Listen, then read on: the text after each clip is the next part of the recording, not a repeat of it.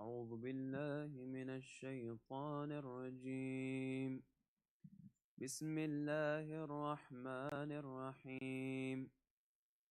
هل أتى على الإنسان حين من الدهر لم يكن شيئا مذكورا إنا خلقنا الإنسان من نطفة أمشاج نبتليه فجعلناه سميعا بصيرا إنا هديناه السبيل إما شاكرا وإما كفورا إنا أعتدنا للكافرين سلاسل وأغلالا وسعيرا إن الأبرار يشربون من كأس كان مزاجها كافورا عينا يشرب بها عباد الله يفجرونها تفجيرا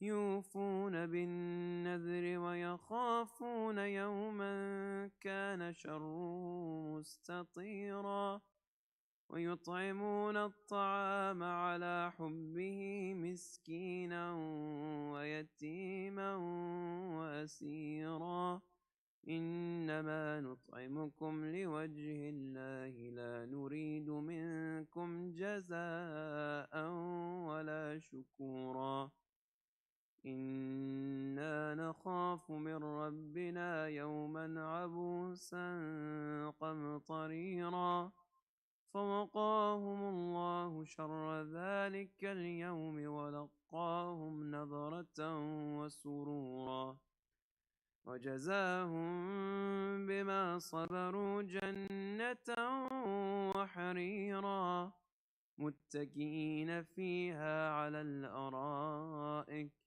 لا يرون فيها شمسا ولا زمهريرا ودانية عليهم ظلالها وذللت قطوفها تذليلا ويطاف عليهم بآنية من فضة وأكواب كانت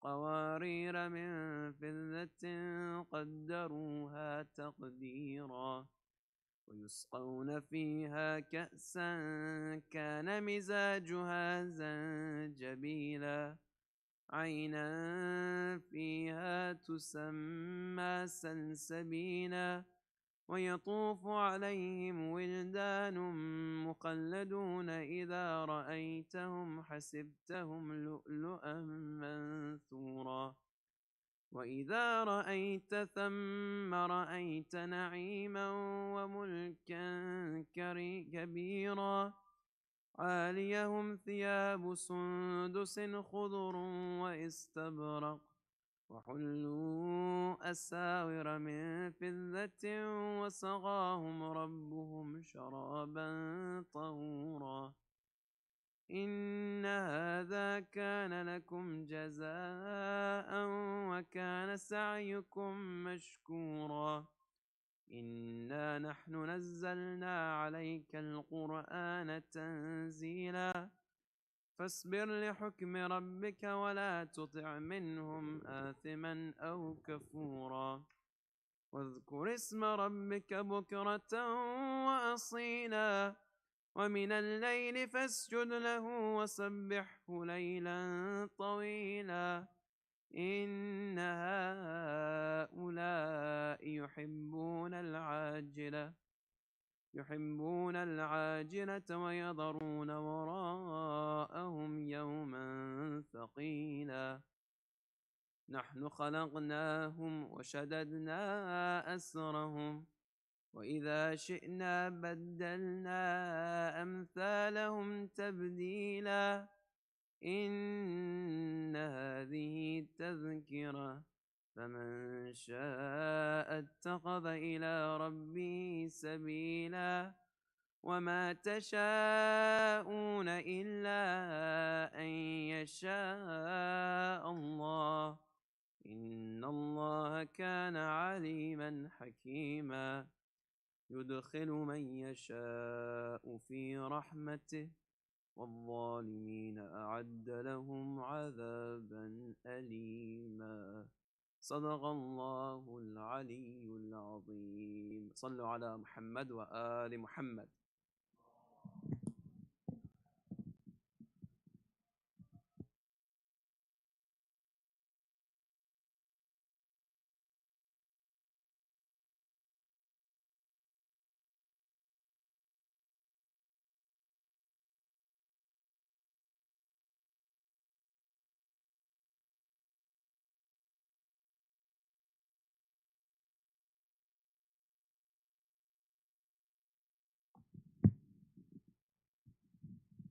بر محمد وآل محمد صلوات.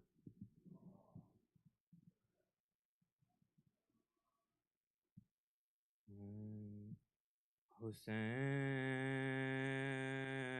جاتا ہے مرنے کو اے میری زینب، قریب آ گیا، قریب آ گیا، اب وقت آخری زینب، سلام تم پہ اے بابا کی لاڈلی زینب، سلام تم پہ اے بابا کی لاڈلی زینب. زینب نے کہا کون ہے پردیس میں میرا، کیوں جاتے ہو تم چھوڑ کے بھیا مجھے تنہا. زینب کو ہر ایک موڑ پہ تڑ پائے گی دنیا، یاد آؤ گے بھیا ہے، یاد آؤ گے بھیا. کتنا تھا خیال آپ کو پردے کا برادر، لے جاتے تھے تم رات کو اماں کی لحد پر،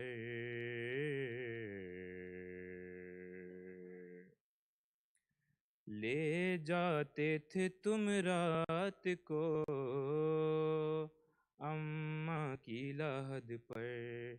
اب دیکھے گی زینب کے کھلے سر کو یہ دنیا،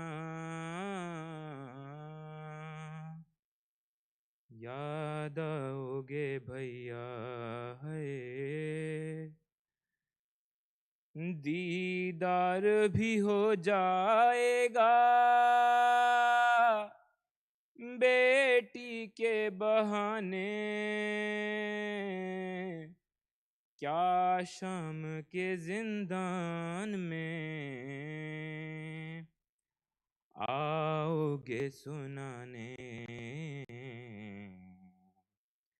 سوئے گی نہیں جب میری لوری سے سکینہ، یاد آؤ گے بھیا. کس طرح بھلاؤں گی میں وہ درد کا منظر،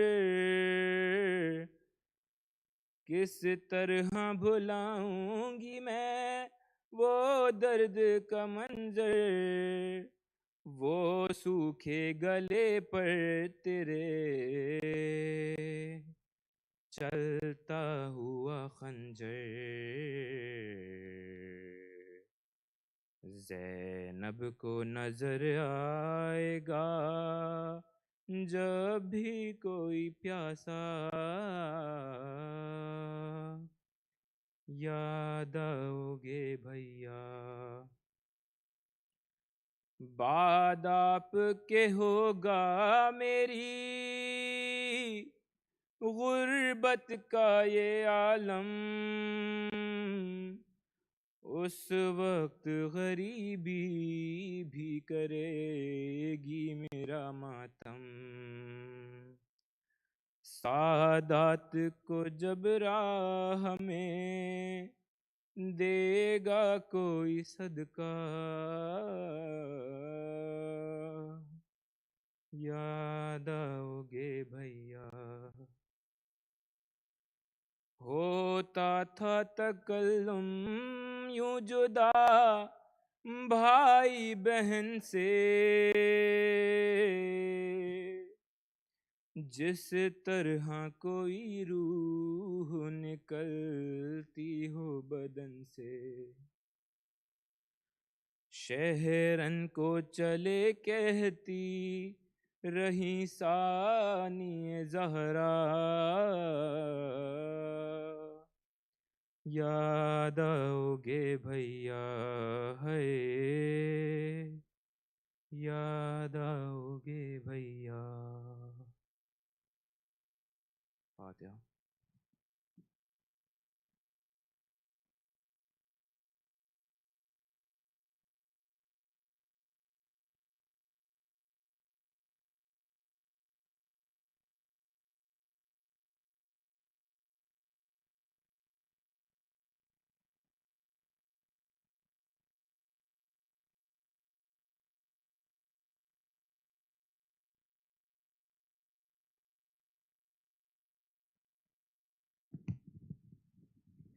Brothers and sisters, we'll be starting the question and answer session in about 5 minutes, please. Thank you.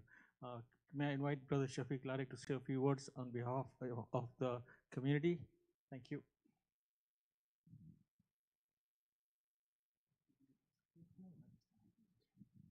Assalamu alaikum, everyone. On behalf of the entire community, it's an honor to stand here before you and express our deepest gratitude to Sayyid Hussain Makke and Sister Zahraa Makke for blessing us with their time, wisdom, and heartfelt presence over these past 10 days. From the first session to the final program today, you have profoundly, you poured your energy, sincerity, care into every gathering. You didn't just speak to us, you spoke with us. Alongside our mothers, our youth, our families, our entire community on this journey of growth, reflection, and deep spiritual awareness. To Sister Zahraa Makke, you have given us many, you have given so much to the women and confronted them with strength to open up, share, and support one another. This has been an initiation of a paradigm shift in their thinking. So thank you for that. To Sayyid Brother Hussain Makke, your guidance throughout in the incredible bonfire with over 250 participants, reflective discussions, not to forget the community workshop on spiritual resilience. Your words have resonated with us, the young people and the elders alike, and you've left us with a lot to appreciate. And a special thanks to the host family, Mamdu and Shaista, your hospitality and graciousness for opening your house has been very impactful to our community. Say that as you move on, hopefully you remember us in your lives in sincerity. And from all of us, thank you very much, and please forgive us for our mistakes.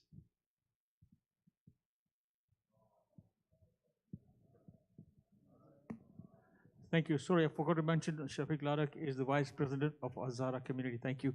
We'll start the question answer session now. I'm going to hand over the mic to Shabir Daya and Sayyid Makki. Please welcome him with a lot of salawat, and please do stand up, rise up, and come forward. Thank you.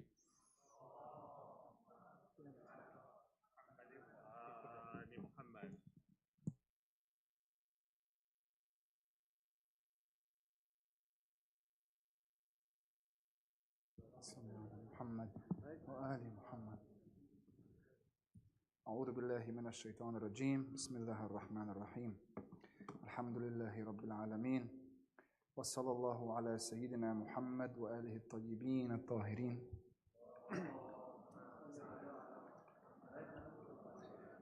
اللهم اخرجنا من ظلمات الوهم وكنا بنور الفهم.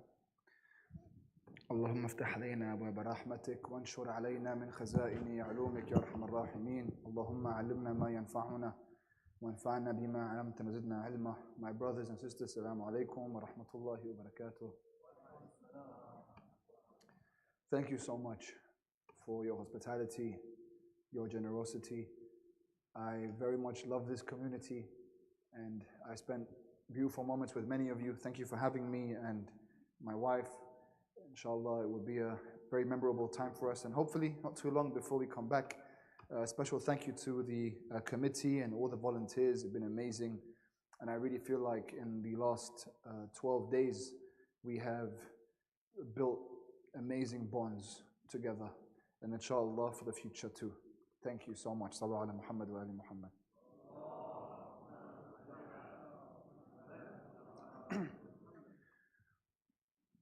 So this Muharram, the main theme we were discussing was liqa'ullah, the meeting with Allah subhanahu wa ta'ala.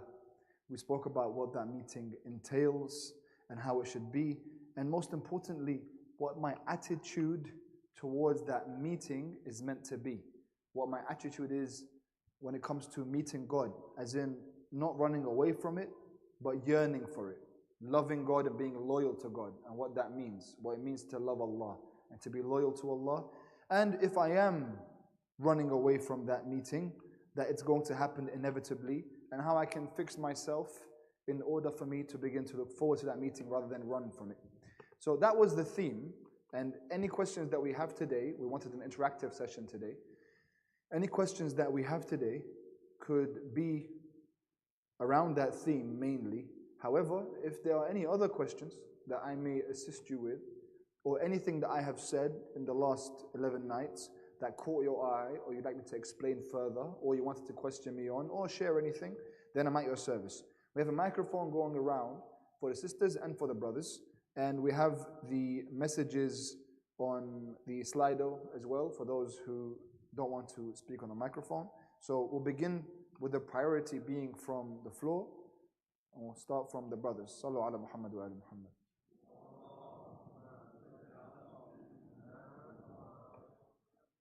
Just wanted to mention that there is a microphone, the ladies' side as well. You can use the microphones. If you want to ask any question on the ladies' side, please feel free to use the microphone.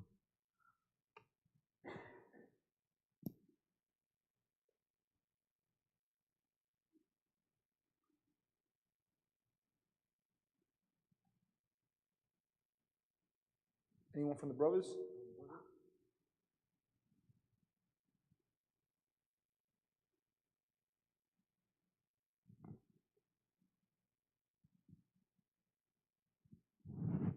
Assalamu alaikum. Alaikum assalam wa rahmatullah. Sayyid, you gave a lecture about the Khilafat and the Muawiyah and the Yazid and how they succeeded on that one. So my question is, when the Prophet came the last before he came to Mecca and defeated the people over there, and especially Abu Sufyan at that time. So Abu Sufyan was defeated at that time. And then why did he come back in power and his son came in power? The Prophet could have finished him at that time. Very good question. Yeah. So when was it that Abu Sufyan became Muslim? As we know, Abu Sufyan, he led the army in Badr, he led the army in Uhud, and in Khandaq. In all three main wars against Islam in the life of the Prophet, the main wars to kill Rasulullah, Abu Sufyan was the leader. And then in Hudaybiyah, Hudaybiyah is a very important part of the Prophet's life. What's Hudaybiyah? When the Prophet ﷺ, around the 8th year after he went to Medina, 8th year after Hijrah approximately, he gathered the mu'mineen and he said, we're going to go into Mecca. When he did that, they went through a place right next to Mecca called Hudaybiyah. There was a tree that was, it looked like it was an old lady bending over, which is where the name Hudaybiyah comes from. So, like a hunchback.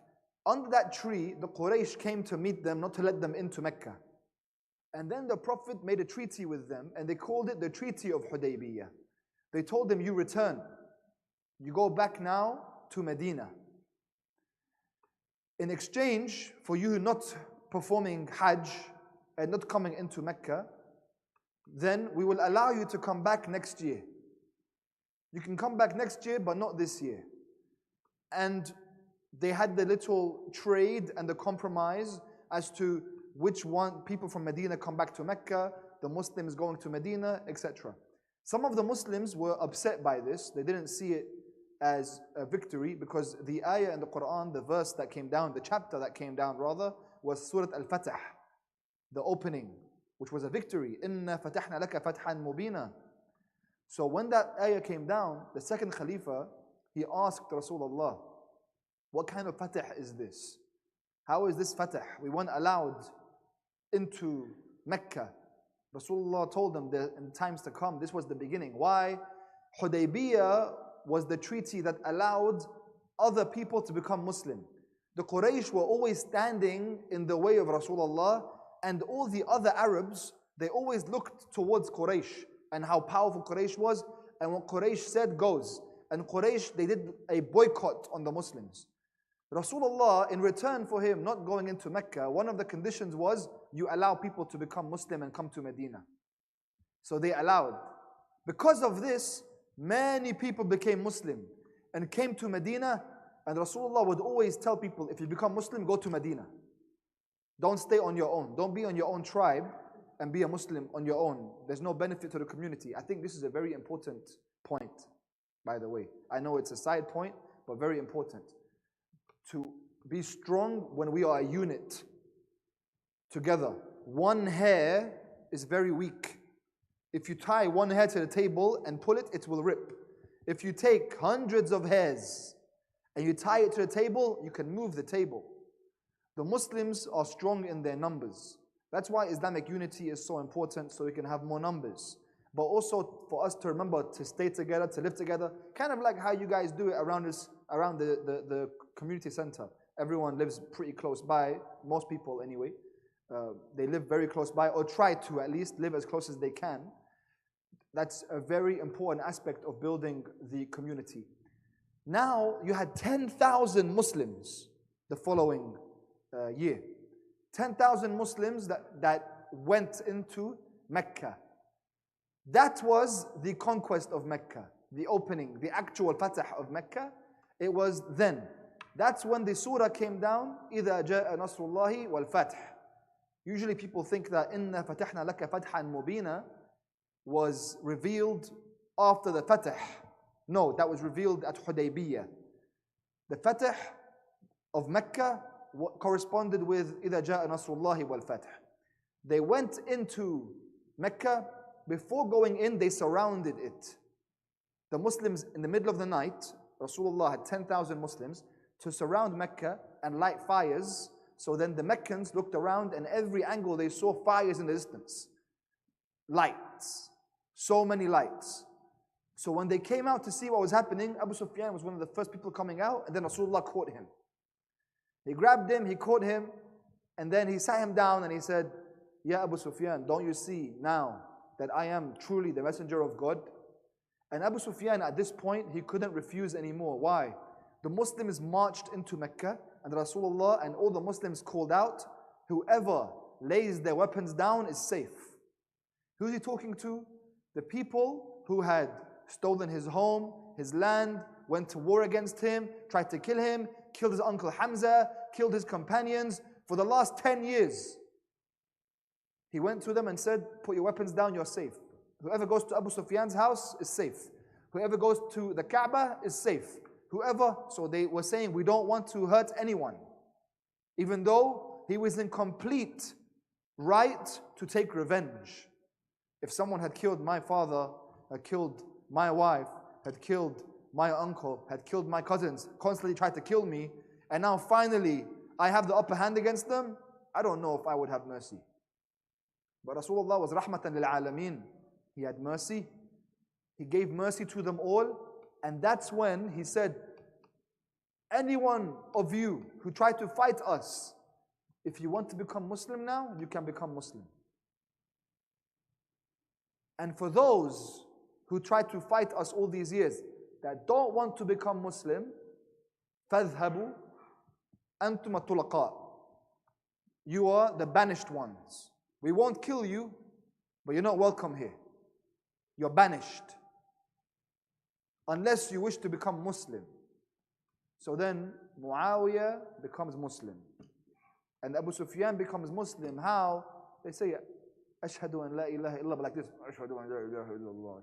You know, at the bottom of their voice, forced into it, like someone had a gun to their head. So they say it, they join the Ummah, but then the battle right after the Fatah of Mecca was which battle? Hunayn. In the Battle of Hunayn, it was very much like the Battle of Uhud. When they went there, many of the Muslims left. Who was watching Imam Ali alayhi salam fighting in the middle of the battle on his own? On the mountain was Abu Sufyan and Muawiyah watching. And then after that, of course the Muslims were victorious. Rasulullah took all the sheep and animals that he gained from that war and he gave it to Abu Sufyan and Muawiyah and the Quraysh, because there were 2,000 to 3,000 of them that just became Muslim. So these people had no iman. The way in which you try to bring them over to you is by giving them material. Even some of Rasulullah's followers were upset by this. His followers, the Ansar, for example, in Medina, they were upset and they told Rasulullah, how come you're giving the Quraysh all the war booty and we don't get anything? And Rasulullah was surprised by them and he said, Ya Ansar, I gave them the war booty because their iman is low. It's the only way I can keep them on track. I thought that your iman is high and you are going back to Medina with Rasulullah. I thought that was enough for you. Now, Abu Sufyan was obviously someone who was not a Muslim at heart. When was it that the pivotal moment occurred for how he came back into power? Saqifa. When Rasulullah passed away and those people did what they did at Saqifa to see who would be the next Khalifa, I mentioned the person who was the most angry was Abu Sufyan. He was Bani Umayyah, he was a chief. How could Abu Bakr be the first Khalifa? He thought. Abu Sufyan said this. How can Abu Bakr be the first Khalifa? I am from Bani Umayyah. So who does he go to? His cousin Ali bin Abi Talib. He went to his cousin Ali bin Abi Talib. He said, Ya Ali, you're Banu Hashim. I am Bani Umayyah. We are from the 2 highest clans in Quraysh. How can we allow a lowly Quraysh member to become Khalifa of Islam? It's not for him, it's for us. So Imam Ali alayhi salam says, that's not how it works, Habibi. It's not for us. It's not Khilafah as in based on tribe and bloodline. He said, this is from Allah. Abu Sufyan offered 1,000 warriors from Bani Umayyah that night. But Imam Ali doesn't need Abu Sufyan to do that. If Imam Ali was tribal, if he was Qurayshi minded, he can just use the Bani Hashim card and make it an issue, a tribal issue.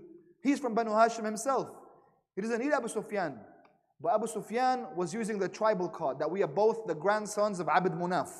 So this Khilafah should be for us. Imam Ali did not accept that. Abu Bakr and Umar, As soon as they found out about this, they went to Bayt al-Muslimin, they took the money and they gave it to Abu Sufyan so that they can keep him on side. They know that the way to keep him on side is through material goods. When they kept Abu Sufyan on side, Abu Sufyan became loyal to them. Because of his loyalty to them, they constantly rewarded Bani Umayyah. Bani Umayyah was a high-level tribe. And because Abu Bakr and Umar were very loyal to Quraysh, and that's the way they were in power, because they were against Imam Ali. How? Imagine you had two politicians, right? One politician is saying, where will you go? What's the first place you're going to visit when you become mayor? No, it's going to say, they're going to say, for example, who do you favor? They're all saying Quraysh, Quraysh, Quraysh. Imam Ali says, the mu'mineen. The mu'mineen are few and they're not tribal. Most people want to hear about Quraysh. Most of them are from Quraysh. They want to choose someone from Quraysh. So they side with him from Quraysh. If you're going to represent Quraysh, you want to be with the most powerful Qurayshi. The most powerful Qurayshi, the chief bloodline is Bani Umayyah. Bani Umayyah and Banu Hashim. They're the chief bloodlines. So then they side with Abu Sufyan. Abu Sufyan rewards them with soldiers. And they reward Abu Sufyan how? Make his son the king of Damascus. So who makes his son the king of Damascus? The second Khalifa. The second Khalifa makes his son the king of Damascus. Who should we have for the third Khalifa? Someone from Bani Umayyah. Reward Abu Sufyan for his loyalty. Keep his tribe in power. That's how their empire was built. By the time Amir al-Mu'mineen alayhi salam became the Khalifa, there was another empire that he had to fight against. When he told Muawiyah, lay down your arms and pledge allegiance or bay'ah to me, Muawiyah said, who are you for me to give you bay'ah? I am the king of Damascus. The second Khalifa called him Qaysar al-Arab, the Caesar of the Arabs, the Roman emperor of the Arabs. He called Muawiyah the Roman emperor of the Arabs. They constantly stood by, invested in, and pushed Banu Umayyah. Because Banu Umayyah were the chiefs of Quraysh, and Quraysh was the main reason they were in power. That's how they were in power. So then, they remained in power, and then when the empire fell, the Banu Abbas did the same thing. Tribal, but they used the Ahlul Bayt name. They came into power saying, Ya li tharat al-Hussain. And they oppressed the Ahlul Bayt, the actual Ahlul Bayt. Each one of them oppressed the Imam. That's why they kept the Imam close, or in a dungeon, or constantly went to kill him. It's interesting how they constantly tried to overwhelm the actual Ahlul Bayt, and they were claiming that they were Ahlul Bayt. So that's for that question. A question from the sisters, inshallah.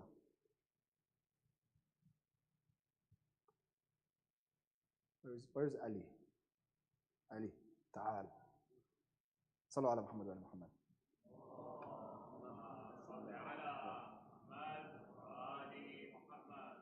Thank you, Habib. Sister? No? Anyone? No? طيب, I'll read something from the slide.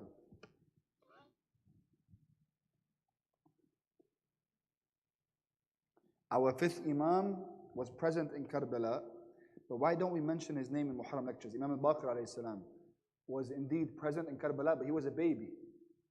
That's why we don't mention him. Did he offer his help to Imam Hussain? He was a child. Imam Sajjad was in his early 20s. He was married in his early 20s.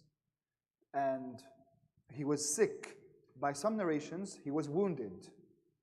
So some say sick, some historians say that he was actually sick. Some say no, he actually fought and was wounded. But his wounds were so lethal, he was brought back to the camp and there was still breath in his body. Whichever way you have it, the enemy was surprised by him.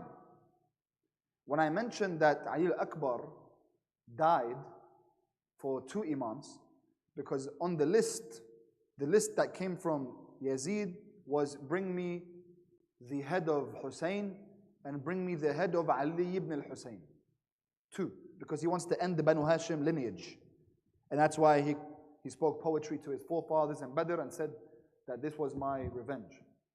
So Ali al-Akbar, when he came out and said, Ana Ali ibn al-Hussain, he knew they were looking for Ali ibn al-Hussain. But he didn't know that Imam al-Hussain called all his sons Ali. And they were cursing the name Ali for 80 years. Abu Abdullah called all of his sons Ali. When they killed Ali al-Akbar, they thought mission accomplished. Ali al-Akbar knew this. That's why he came out screaming that I am Ali. When the battle was over and they came to the tents and they went looking through who the survivors are, they found one man. In the narrations, Shimr sees him and is shocked by the adult man. And he says to everyone, who is this man? Why is he alive? What's your name? And he was very sick. So they come and they say, this seems like it's Ali ibn Hussain. And Shimr says, no, we killed Ali ibn Hussain. Which shows you that they were targeting him. He was an intended target. He said, no, we killed him. Then Imam Sajjad replies, he goes, no, that was my brother. That was Ali al-Akbar, my older brother. I am Ali Zainul Abidin.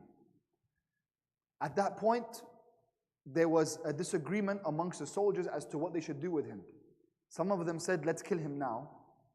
Others said, no, the battle is over.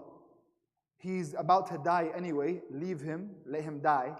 Others said, no, let's drag him up, pick him up. And that's what they ended up doing. Pick him up, shackle him, and place a collar on his neck, a tight collar. It made his neck bleed and his wrists bleed. And drag him, and for sure he will die on the way to Kufa. He's not going to survive the march to Kufa or to Damascus. So we will torture him by dragging him and making him watch, because they constantly carried his father's head next to him. So that's how they were trying to make him pay more of a price, through torturing him. To answer those who would say, why didn't they just kill him? That's why. Obviously, it was a big mistake.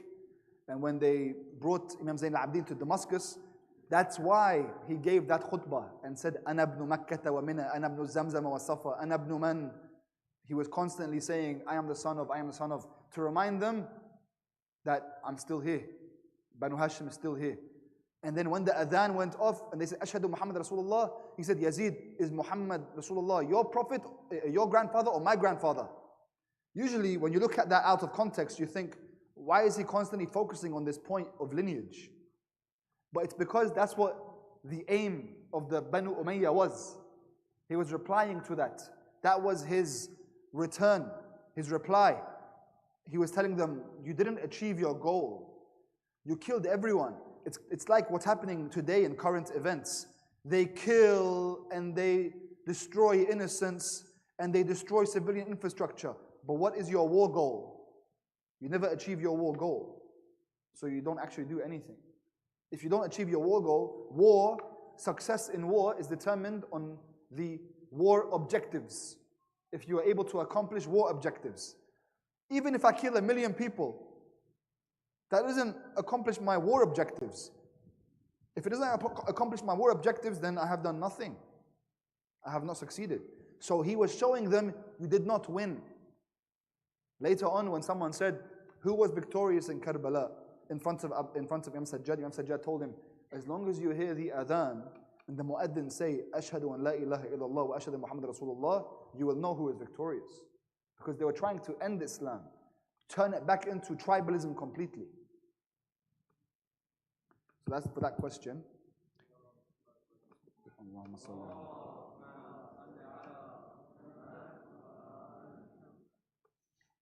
We have a question from the sisters, if I may please.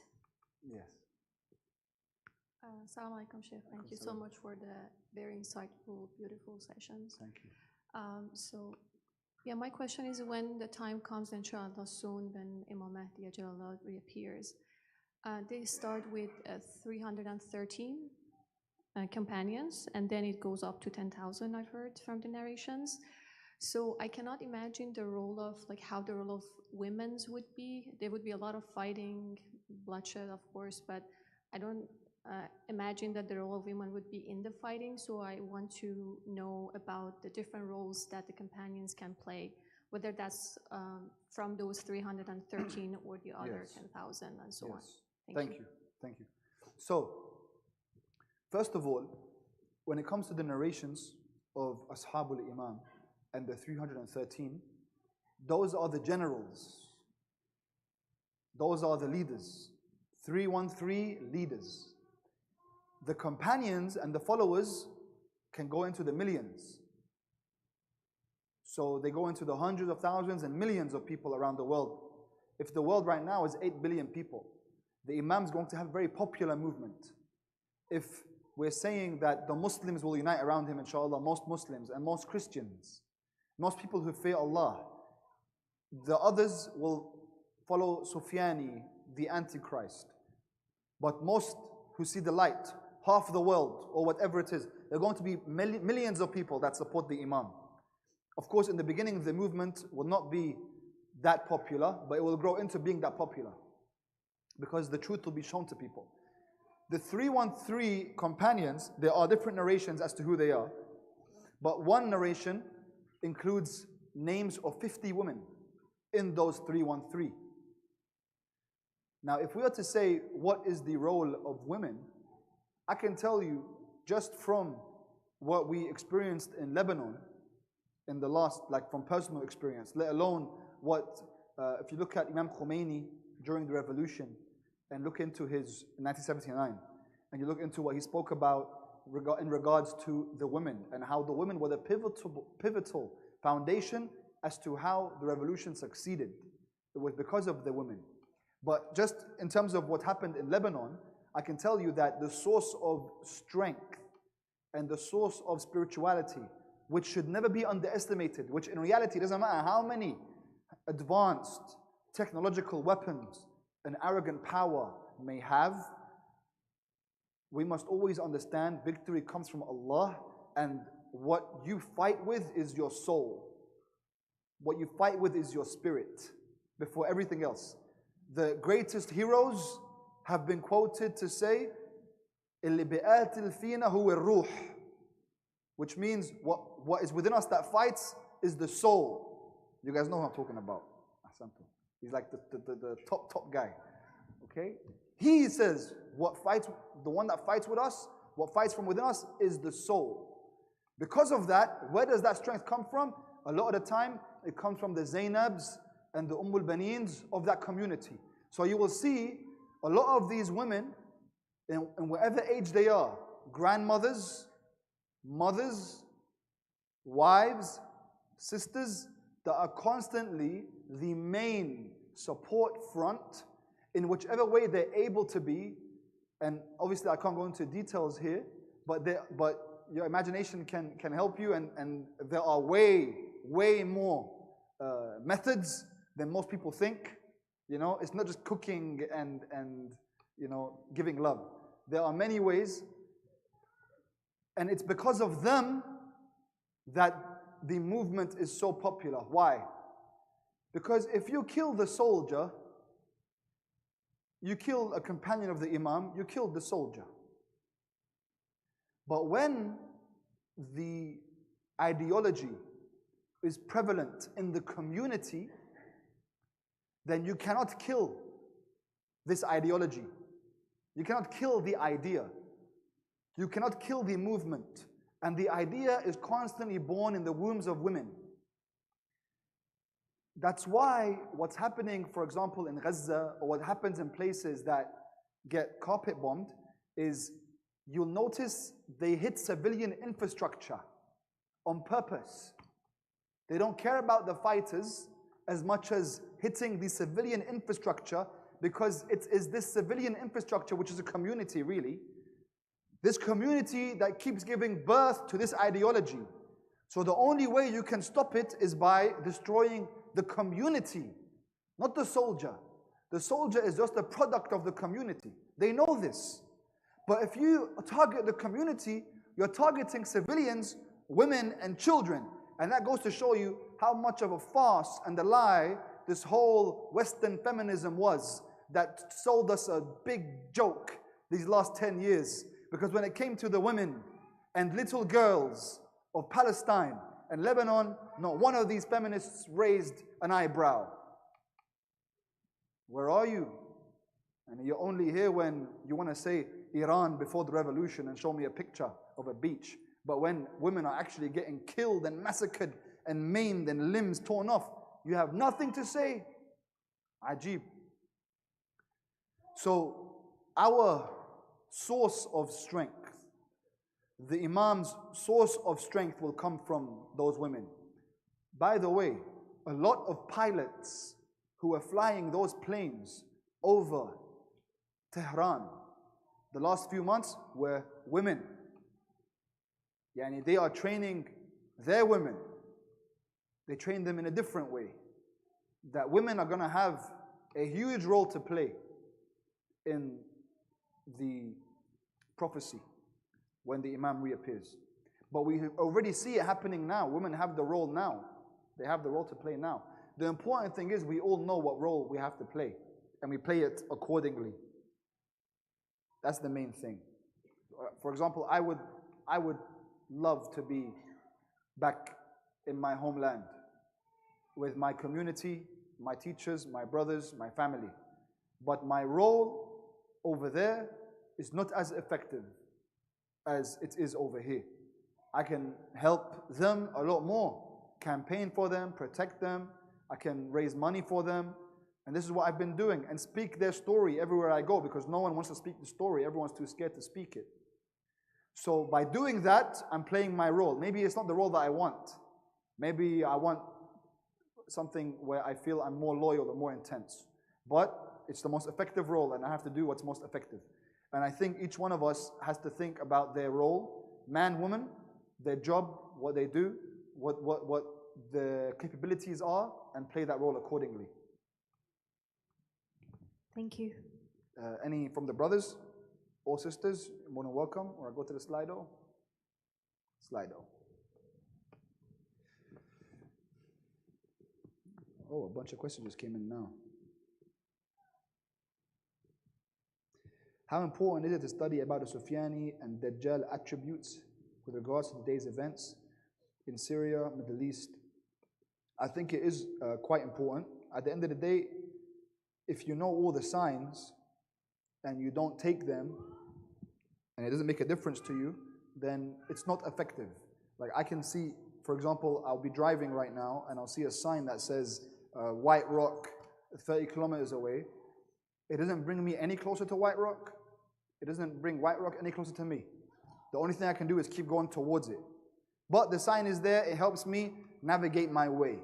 So sometimes people get so much into the signs, they're up all night on the internet, Wikipedia, looking at what the signs are, and then they sleep and don't wake up for Fajr. And then what did you do, Yani? You know about all the signs, and you watched all these documentaries, but then you're not even doing the right thing, you're not even making yourself ready. However, if someone is doing their part and then looks at the signs in order to get themselves ready, that's fine. I actually have a series on this that covers the signs quite comprehensively. So if you want, you can write, it's a series on Islamic eschatology. If you write my name on YouTube and you write Imam Mahdi, it's a 3-part series on the prophecy in detail according to the narrations of Ahlul Bayt. And so what we do is we go through the narrations and we try to apply them to today. So for example, as I mentioned the other day, Sufyani, most people think Sufyani is a Da'ishi. But Sufyani, in the narrations, wears a cross, a necklace of a cross on his chest. And he has rosy cheeks. And he is a descendant of the people of Rum. Or the people of Rum. So, a descendant of Bani Umayyah, but from the people of Rum. If you look at the people of Rum now, where they are, a lot of them moved. The forefathers who were in Rum are now in North America. So the Sufyani most likely comes from North America, which most people don't realize. If you would like to know how he comes from North America and goes to that part of the world, watch the series. 3-part series, comprehensive, goes into detail. Did you watch that, Adam? You watched that? Okay. Sallallahu alaihi Muhammad wa Muhammad.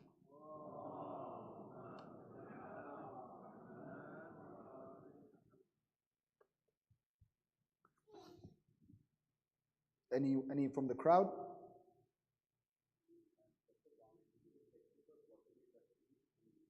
Okay. Oh, good point. Where is the section for popular ones?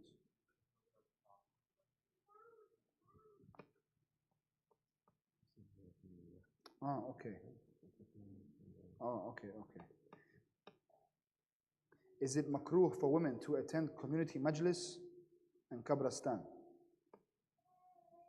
I'm not sure what the karaha would be in specific to a cemetery, but to my knowledge, it's not makruh more than any other place.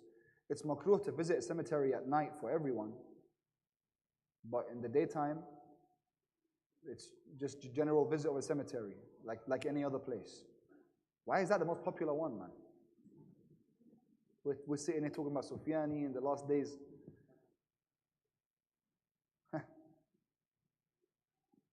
Okay. Polygamy explained. Oh boy.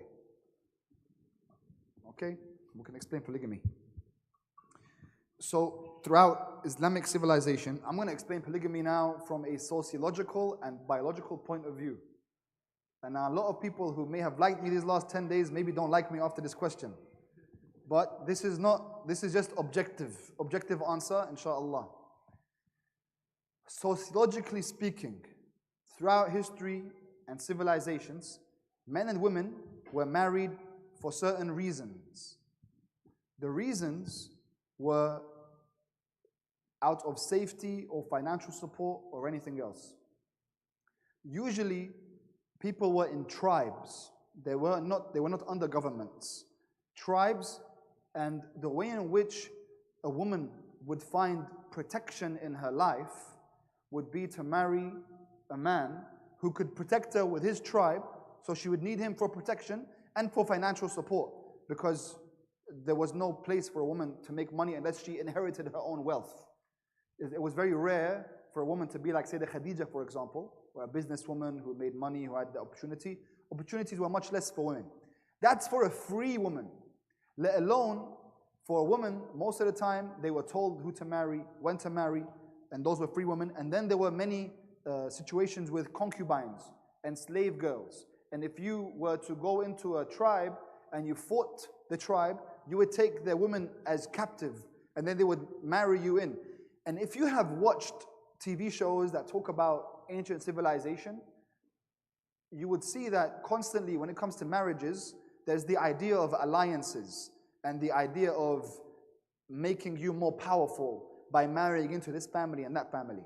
So it was a very different world than the very modern world that we live in today, and also Western world that we live in today. Up until only 100 years ago, polygamy was practiced even in the West, amongst royalty, amongst the kings. They would marry several wives, and it wasn't up until about 100 years ago that they started to make it more of a norm for it to be a nuclear family, whereas a man, a woman, and children. And the reason was, biologically speaking, a woman would only be able to have one child per year. And if that man wanted several children, and he wanted to, for example, increase the power of his tribe, because the power came in numbers, then he would want several different women. When Islam came along and said only 4 women, they didn't see that as a lot. They saw that as a huge limitation. As in, we can only have 4? Like, what are you doing, right? So they were against him for that. All the men are laughing, yeah? So they were saying, how could you only allow 4? Because they're used to having as many as they want, and the woman, she didn't get much of a say at that time. The situation today, obviously, is very different.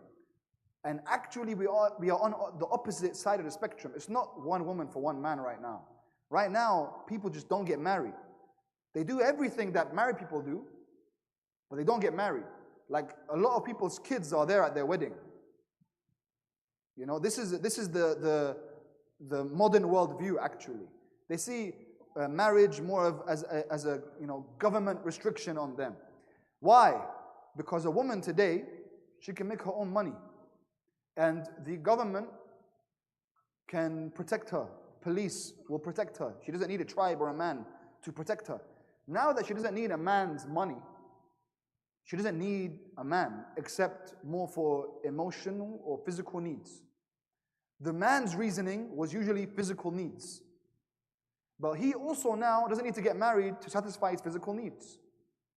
There are too many ways for a man to feel like he has satisfied his physical needs, whether it is artificial or virtual or even, God forbid, in real life through a transaction. It's too common and too easy and too accessible.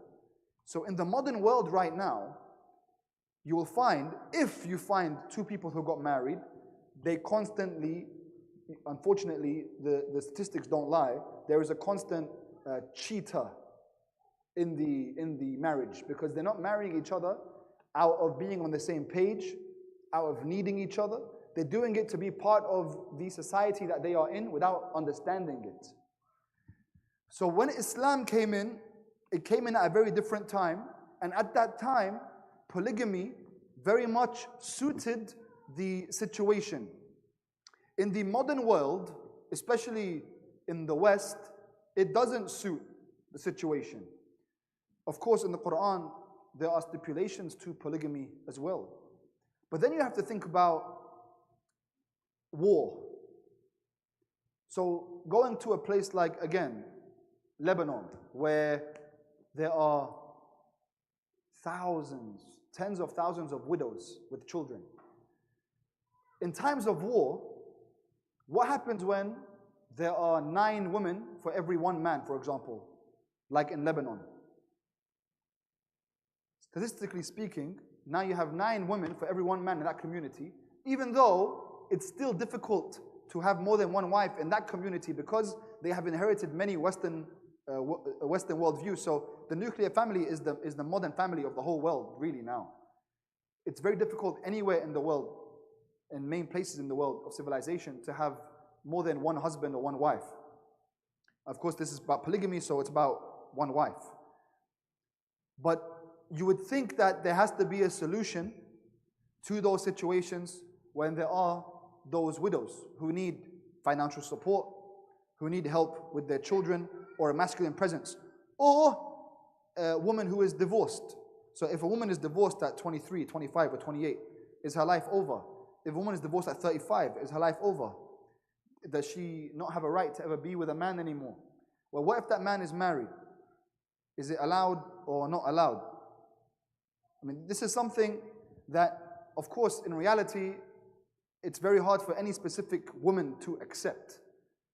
But this is the reason as to why polygamy is there. Now, what I have found is, when it comes to certain women who understand this concept, they would say, I see the point of it, I understand why it's there, but it's just not for me, it won't work for me. That's fine. At least you're saying it won't work for you, and you wouldn't handle that, and you wouldn't want that. That's between you and your husband. That's okay. But again, a lot of women talk about and defend the widows and the divorcee sisters and widow sisters. But if you ask the sister to share her husband with the divorced woman or the divorcee woman, with the divorced woman or the widow, most likely she will not share her husband. That's a very foreign concept of sharing your husband. It doesn't even come into the mind. But this is actually where the idea of polygamy comes from. It can sort out those problems in society. However, from my experience, what I have seen I have some friends who married more than 1 woman, and it's hardly ever been successful from what I have seen. So I would highly encourage a man to very much consider the consequences of what would happen in today's age, because what I have found is the 2 wives often would clash, as you would expect, but mainly there is always a mental situation that occurs with the children. So the kids of both ladies, they don't always interact in the best ways, and they want to be very loyal to their mother. And it gives a kind of also a feeling towards the father that might be a little bit strange. The children might not have the most healthy relationship with the father, especially the girls, the daughters. They might have a little bit of distrust. They might project that onto their new husband. They become very strong-willed and they want to know everything about their husband, and what he's doing, and they would block any sort of potential of him to know or work with or interact with any other woman because they fear what happened to their own mother. So this is something that is important. And then comes the question of the temporary contract, which then doesn't have the same exact consequences as the permanent one, because you're not permanently married to the lady. But again, a woman would have a very hard time accepting that. There are many situations that I know of in which a man is temporarily married to one of those widows in order to financially aid her and assist her with her children, though he may live, for example, overseas. And you find this happen. It's very common. It's a common reality.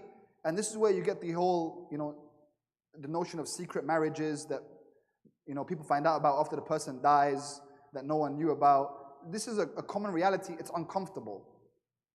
Okay? But the reason why it's secret, I guess, is because of the family clashes. And usually they're temporary.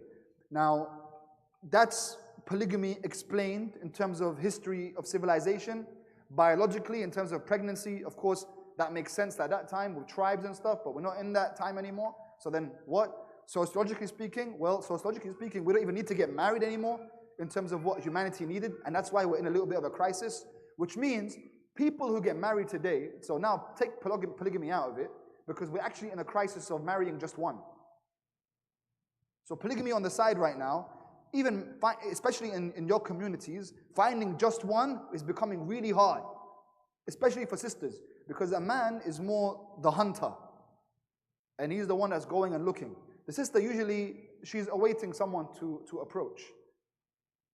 So it's very difficult in this time, and I get it all the time. So many sisters speak to me about finding a suitable man, and so many brothers, they speak to me about it, but the brothers have it a lot easier because they can go anywhere.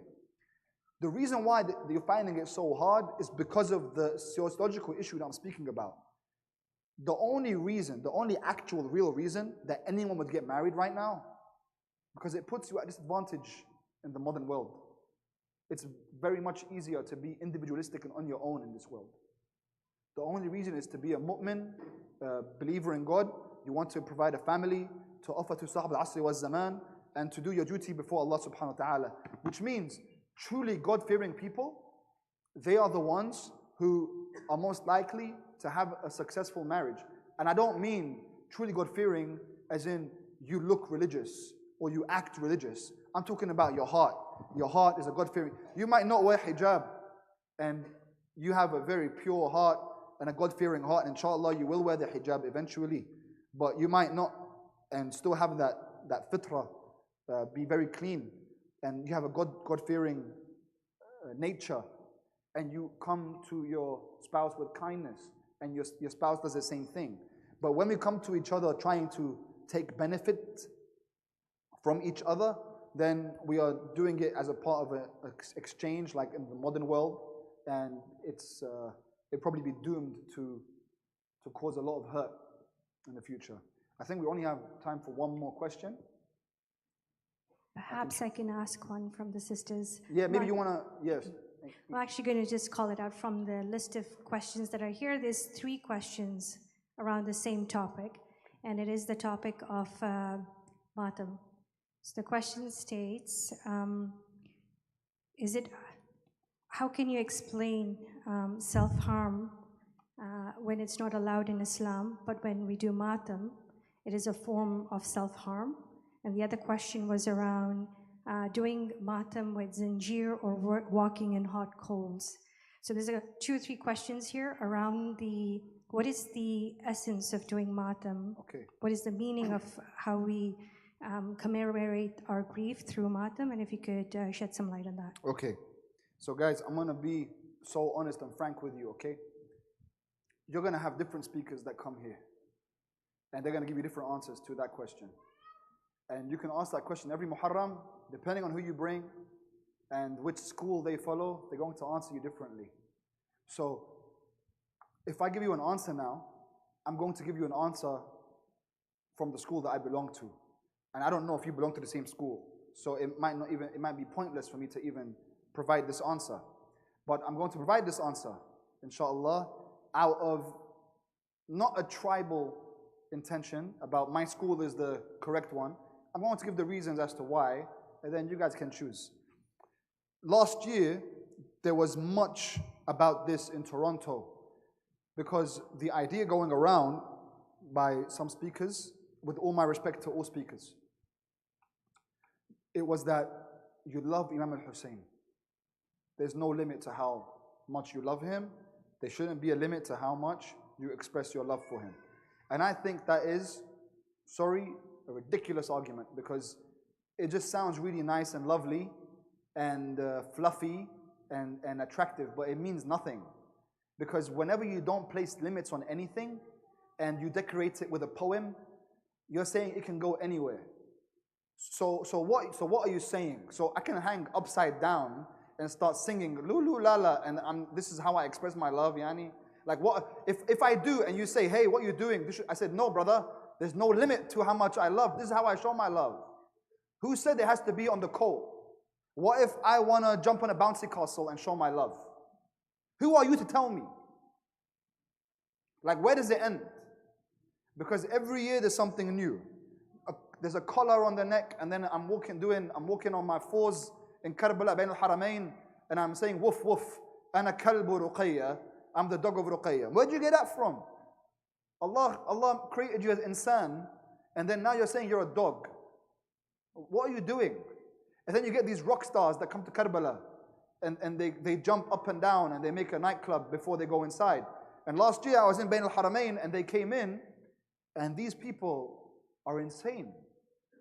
They're jumping up and down, they're bashing their faces, but they also bashed everyone else. Brother, who said because you love Imam Hussain you can punch me in the face? From where? Yani, brother, no limit to how I express my love. Habibi, it's my face. They came inside when the bodyguards of the maqam were saying, no, don't come in. They punched the bodyguards in front of me. Haram, I was helping the bodyguard up. And then I didn't get close to these guys because they were just going to hit me. And then they forced themselves into the haram. And then you think Abu Abdullah is going to accept this from you? This is not love. This is ridiculous. So, first of all, I want to speak about the argument, okay? Because I don't want to just look at how it looks and make fun of it. I'm not. I'm talking about the argument. The argument is a fallacy. As in, brother, I love Imam al-Hussain. Who are you to tell me how to express my love? I can, because there are some things they're stupid. And people can see that. And you can't disgrace Abu Abdullah. It's my Imam too. I won't allow you to disgrace. Okay? So I'm speaking here, you can see what I'm speaking about, the extreme things. I'm talking about, dogs on the floor, walking on all fours, but even jumping on hot coal. Where does that come from? I want to know where these things come from. The question was asked in a very important way, because the question was self-harm. That means the person asking the question has placed a boundary. And the person said, in Islam, we don't have self-harm. Ahsantum. We don't have self-harm. So whenever there is self-harm, it's haram. It doesn't matter what it's for. It's haram. I can't worship Allah through the way that is disobeying Him. Allah said, don't cause harm to yourself. So I can't do self-harm. But matam isn't self-harm. This, I'm not harming myself at all.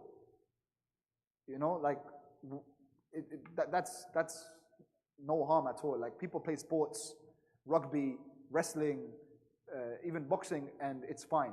If you're training and you've got headgear, you're fine. A little bit of matam isn't going to hurt anyone. But yeah, if you're going to run hot coal, and you're going to jump off cliffs, and I don't know what else you're going to do, then that's going to cause as haram. Now, then the question comes to another principle. And this is a law now that belongs to several marajih.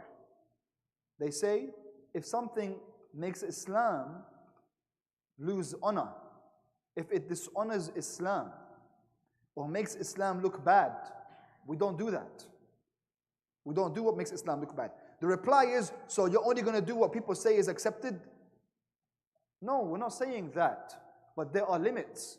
Even matam, why would I honestly, forgive me if I offend anyone, but I don't think going into New York and men taking their shirts off and doing matam in front of everyone, I don't think that's attractive. Even if it's matam is halal. But you're taking your shirts off. You're men. Men have to be modest too. What happened? You wouldn't accept a woman to do that. A man taking his shirt off in front of the whole world and everyone's looking at you. Take your shirt off in the mosque. Fine, no one's going to say anything. You're in the mosque, everyone understands what this is. But a lot of people look at that, they don't know.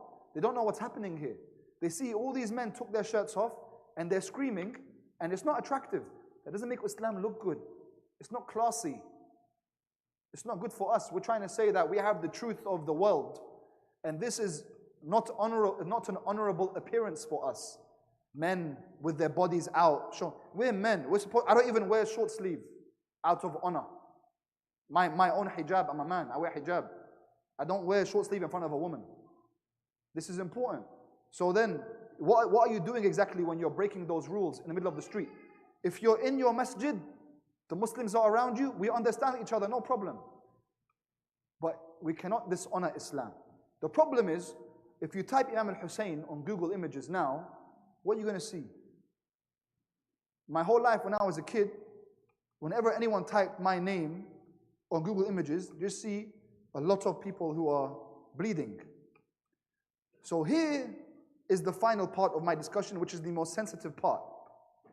Because all the other actions, you could say, I don't know where they came from and they're quite recent. The action that has caused a lot of dispute between Shia is tatbir, which is the sword struck on the head. This one is the most sensitive one because there are maraji' that allow it. Even if those maraji' are not the forefront maraji', and there are maraji' that ban it, which are many, including Imam Khomeini, Muhammad Baqir al-Sadr, from Shaykh Mutahari, Sayyid al-Khamenei. Now, Sayyid Sistani, which most people follow, you would want to know, what does he say? Out of his own wisdom, he's refrained, no comment. Because he knows this is going to cause too much tension amongst the followers of Shia Islam. There are many that say no comment means he accepts. There are many that say no comment means he's against. Leave it to your marja'. So then I would say, I don't want to cause any disunity. I have a lot of friends who are the best people I know and believers, and they do tatbir. And I have a lot of friends who are the best people I know, and they're great believers, and they don't do tatbir. I follow my marja', he says don't do tatbir, so I don't do tatbir. But what I do know is, I don't want the world to look at me as someone who is just bloody all the time, which is when they type my imam's name on Google, that's what they're seeing. At the very least, to put boundaries on that too, when they see a child that has blood coming down his head because someone did tatbir on the child, I think that's a problem. So I'm just trying to provide some reasonable boundaries here. Reasonable boundaries. However, matam is a tradition of the Ahlul Bayt itself. And there are different cultures that practice matam in a different way. Now, like I said, next Muharram, you might have a speaker that says, go bash your head on the wall. So don't say I didn't warn you, okay? Because you might get confused. I'm just trying to provide a reasonable answer, the most objective and fair answer that I can provide. And I think that if we want to speak to the world, let's speak the language of the world. We're not shy of who we are. I'm not shy of who I am. I was walking in, where were we today, Ibrahim? We were in on the White Rock Beach, pier, yeah? Everyone's looking at me like, who is this guy from the Dark Knight? Who is this guy? Right? Everyone's in the sun, and vitamin D, and I'm just there. Especially Shafiq's car is like the Batmobile, the way we pull up, right? I'm not ashamed. This is reasonable. I'm wearing my cultural clothes. There's nothing that makes Islam look bad. In fact, if you speak to me, I'll reply to you with politeness and elegance. I don't make Islam look bad. I'm not shy of who I am. So don't let them use that fallacy that confuses you. If you say, we don't want to make Islam look bad, they say, why should you care what they think? Allah is all you should care about. No, Habibi, I only care what Allah thinks. It's because of that, I don't want to disgrace Allah and Rasulullah and His path. I need to give people a good image of Allah's path, to provide a good reputation, good image, clean image, so they can see and be attracted to this. If it's the other way around, I'm dishonoring the path of Allah subhanahu wa ta'ala. It's because I only care what Allah thinks that I will not dishonor His path. It's not because I'm shy. Okay? So if anyone speaks to you and has a different answer, at least you have a reasonable reply. It's not always just, this is the way it is. There's reasons for everything. طيب, guys, thank you so much for having me. I wish I could have answered all the questions. We should have had more nights like this, actually. This was really good. But inshallah, next time I'm here, we can have more of these. Once again, thank you to the team, to the volunteers, to everyone who came. And you have all been very generous and hospitable and kind. And I look forward to coming back. Alhamdulillahi Rabbil Alameen. Wa sallallahu ala Sayyidina Muhammad wa alihi at-tayyibin at-tahirin.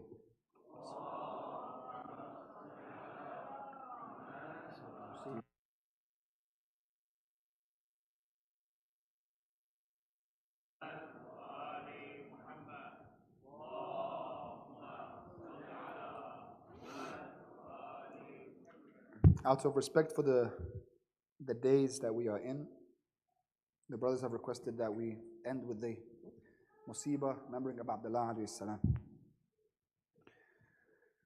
Sallallahu alayka ya sayyidi wa ya mawlai, ya ibn Rasulillah. Sallallahu alayka ya sayyidi wa ya mawlai, Ya Aba Abdullah. Imam As-Sajjad never forgot about the day of Ashura. For 34 years, the Imam cried for his father. Every time he drank a sip of water, he remembered his little sister Sukaina, how she died holding the head of her father. He cried and cried until his companion Abu Hamza asked him, Ya ibn Rasulillah, why do you cry so often for your father? Didn't you always say that you Ahlul Bayt, al-qatlu lakum aada? Imam As-Sajjad replies, Oh Abu Hamza, your question is not a fair question. Indeed, killing for us is normal. For us to be killed is a aada. But is it a aada for a woman to be taken captives? Is it a aada for them to be pelted with stones and rocks? Is it a aada to be chained and carried by the heads of my father and Uncle Abbas? When they found Imam As-Sajjad, they shackled his wrists, and the iron collar around his neck was so tight that when he entered Kufa and the man named As-Sal came to ask the Imam, Ya Imam, is there anything I can do for you? Is there anything I can help you with? I'm sorry, I can't release you from these chains. He was saying this as the people were all looking on. Imam As-Sajjad then told him, ask them to move the heads away from us. Move the heads to the front so that the people don't keep looking at the woman.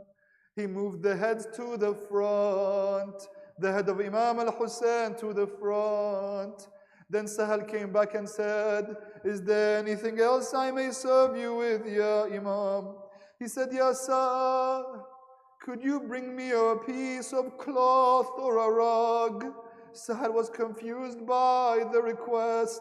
He went and brought back a rug and he gave it to Imam as-Sajjad, and the Imam placed it around his neck, in between the collar and his neck. And as he moved the collar to make space for the rug, all the blood dripped down his shoulders, and he placed the rug on his burning wounds.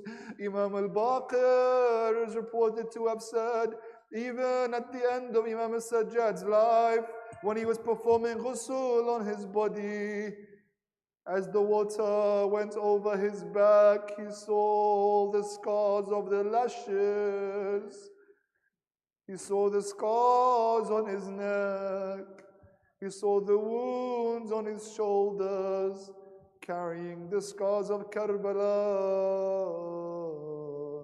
to his final breath. Inna lillah wa inna ilayhi raji'un. ولعنة الله على الظالمين إلى يوم القيامة. صلوات.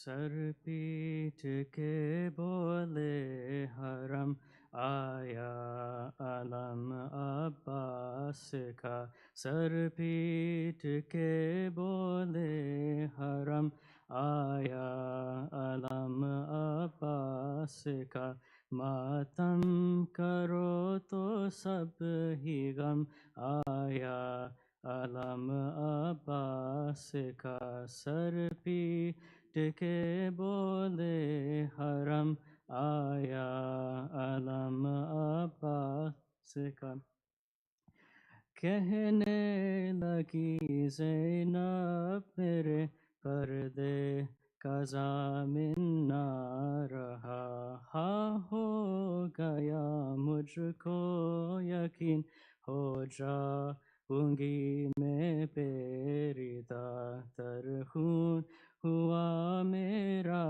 برم آیا علم عباس کا، سر پیٹ کے بولے حرم آیا،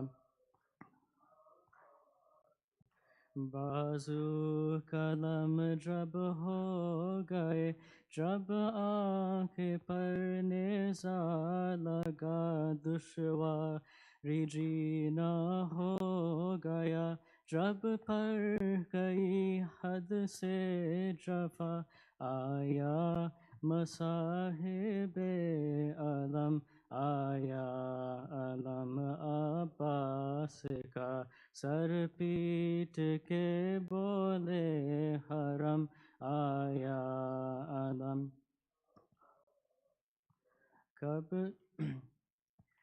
قبضے میں دریا تھا مگر پیاسا رہا ابن علی، داندوں میں مشکی زادیے لرپا رہا ابن علی، جب پر گیا حد سے ستم آیا علم عباس کا، سر پیٹ کے بولے حرم آیا علم،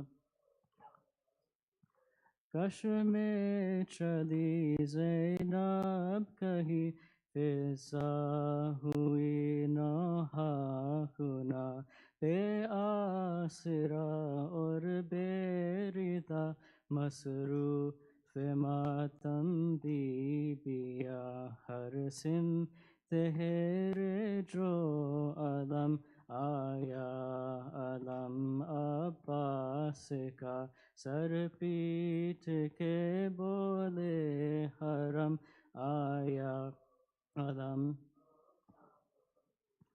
دریا سے جب آتا ہوا پنجہ نظر آنے لگا خیمے میں سب معصوم بچوں سے سکینہ نے کہا بے پیتے بے آہی غم آیا علم عباس کا سر پیٹ کے بولے حرم آیا علم عباس کا ماتم کرو تو سب ہی غم آیا علم عباس کا سر پیٹ کے بولے حرم آیا علم عباس کا یا حسین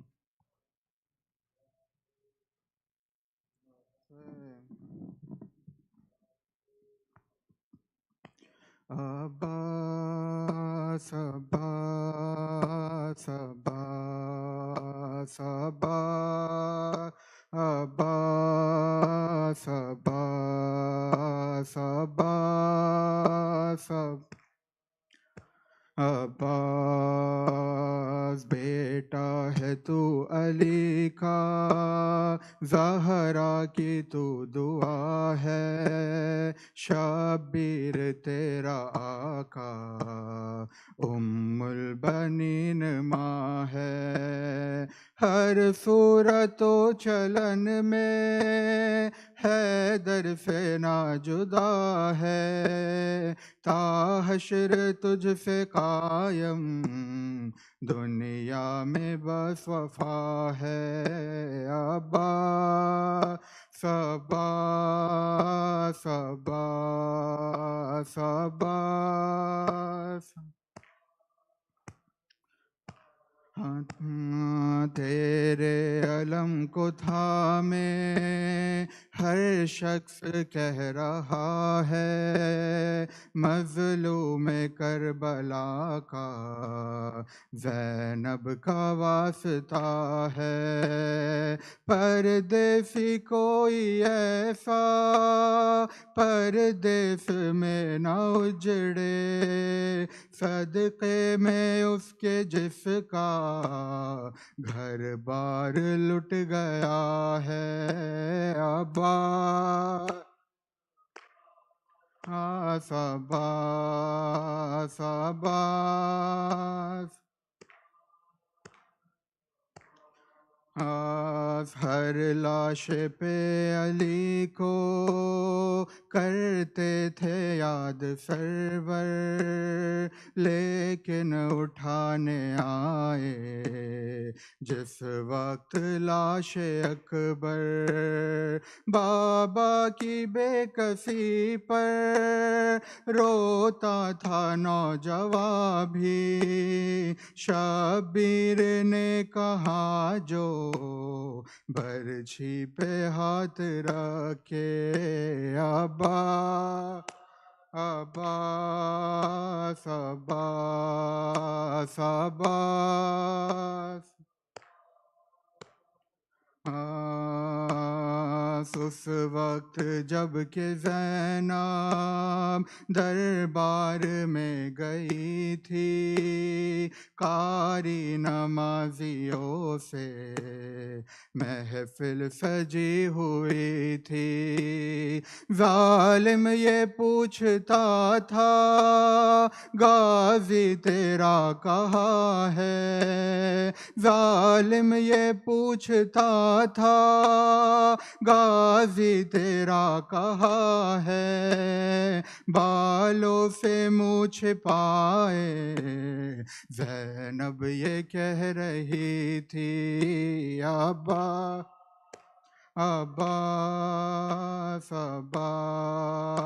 عباس دل کی مراد غازی تیرے علم سے پائے روتی ہوئی جو مائے تیرے علم پہ آئے زہرا کے زخمی پہلو کا دیتی ہے واسطہ فضا کی کنیزی میں ان کا بھی نام آئے عباس عباس عباس عباس عباس عباس عباس عباس یا حسین یا حسین. Muhammad and Wali Muhammad Salawat. May I request just for you to please be seated for a minute before we go for the tabarruk. Thank you. Today's program is sponsored by Bande Khuda for the Isal Sawab of all marhumin in the donor's family and all marhumin. Kindly recite Surah Fatiha. Bismillahir Rahmanir Rahim.